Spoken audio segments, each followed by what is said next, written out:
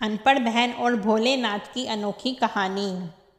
मीना और रीता रायपुर शहर के पास एक गांव में रहती थी। उनके माता पिता का देहांत हो चुका था। मीना बड़ी थी, इसलिए वह गांव के जमींदार के खेत में काम करती थी और रीता को पढ़ा लिखा कर काबिल बनाना चाहती थी। रीता पढ़ाई में बहुत तेज थी। वह गांव के ही एक स्कूल में पढ़ती थी। एक दिन जमींदार की पत्नी ने मीना को घर बुलाया और कहा, अरे मीना, तू अकेली ही काम क्यों करती है?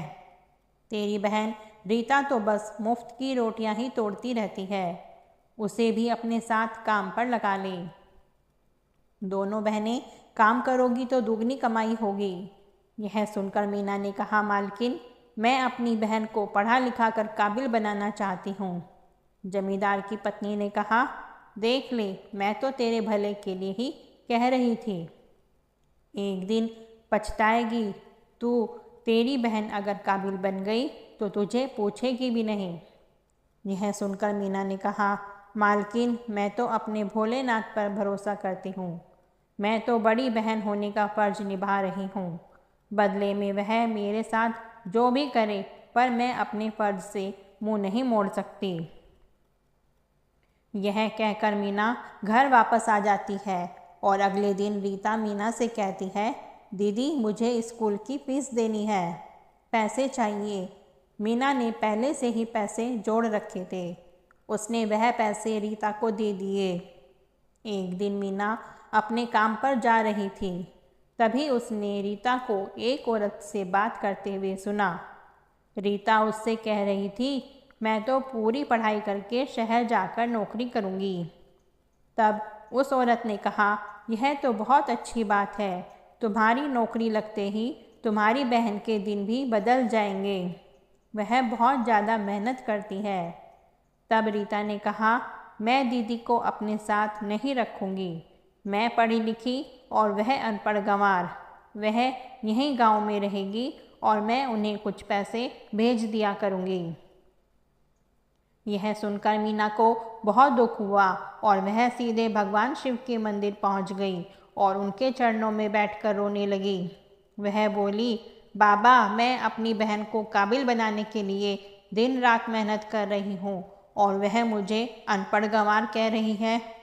वह मेरे साथ नहीं रहना चाहती और फिर वह घर वापस आ गई। आज उसका काम पर जाने को मन नहीं था। इस तरह समय बीत रहा था। रीता का स्वभाव अब बदल गया था। अब वह मीना से ज़्यादा बात नहीं करती थी। कुछ समय के बाद रीता की पढ़ाई पूरी हो गई और शहर से उसकी नौकरी की खबर आ गई।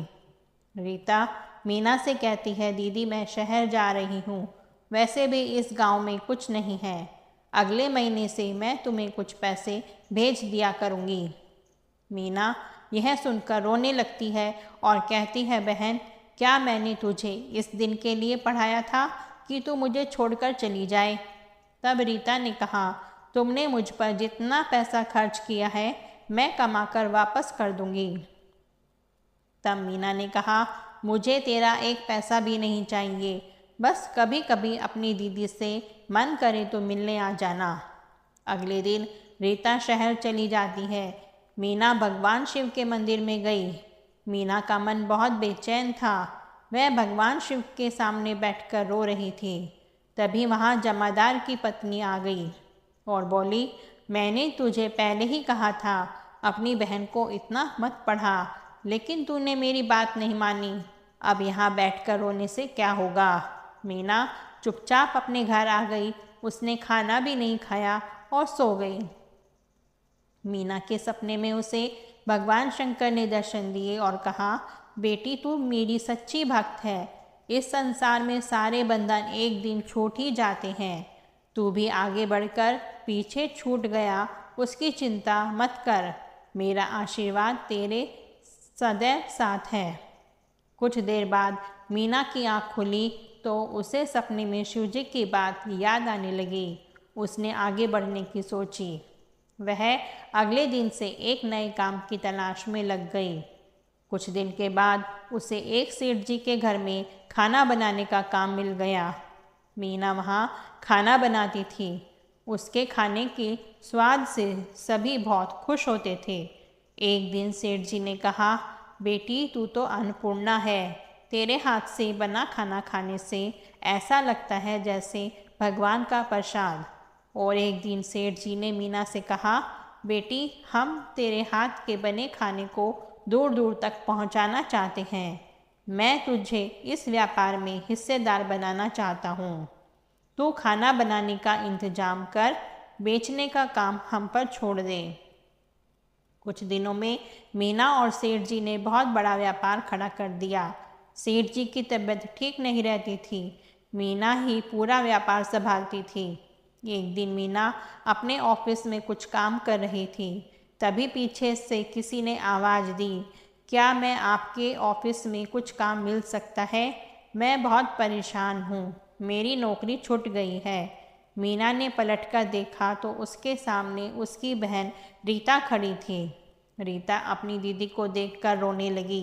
तभी मीना ने कहा, देख रीता, भगवान भोलेनाथ की कृपा से जिस बहन को तू अनपढ़ गंवार कहकर छोड़ गई थी, आज उसी के सामने नौकरी के लिए भीख मांग रही है।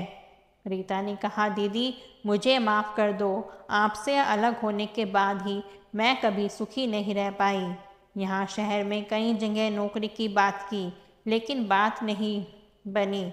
आपका अपमान किया था, इसलिए शर्म के कारण गांव में वापस नहीं जा पाई। मीना ने कहा, तूने मेरे साथ मेरे भोलेनाथ का भी दिल दुखाया है, कामयाब कहाँ से होती। उसके बाद मीना और रीता मिलकर खाने का व्यापार संभालने लगी और दोनों बहनें खुशी खुशी रहने लगी। दोस्तों, अगर आपको यह कहानी अच्छी लगी हो तो इसको लाइक, शेयर और कमेंट करें और चैनल को सब्सक्राइब करें।